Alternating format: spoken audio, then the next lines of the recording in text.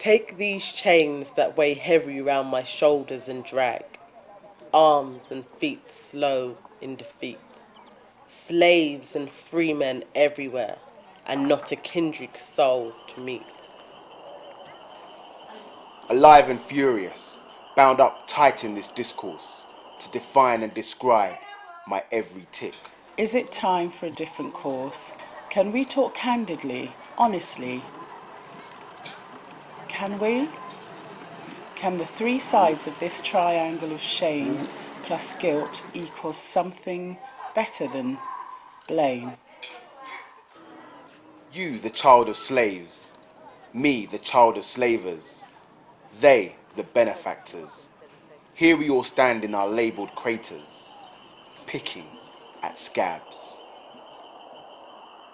What would he, she, they, them think as they marched out the door of no return in chains, thrown overboard, beaten red hot beyond saw, bred like animals, learning to forget, not speak, turn all their cheeks? What would they think of we born now?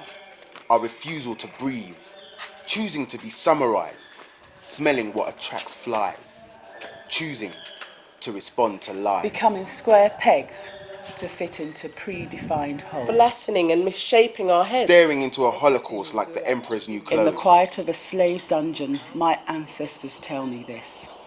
Man still keeps man as chattel and thing. Let us speak of Darfur. If nobody else knows, surely we know the smell of genocide. Women in Mexico, hunted down like dogs. Slaves still march across scorching heat through the desert in Africa. I hear you can buy a Filipino in Belgium as sure as I can buy bread in Tesco's. Who else knows their plight? Who else has earned the right to take a stand? Slavery is here, strong and to stay. As long as we stay in this man trap, happy to recite a mantra that keeps us fixed. Tongue-tied and dumb, so guitar-carrying, dark-spectacled speakers with forked tongues can spout simple truths, adopt an African baby and proclaim themselves redeemer.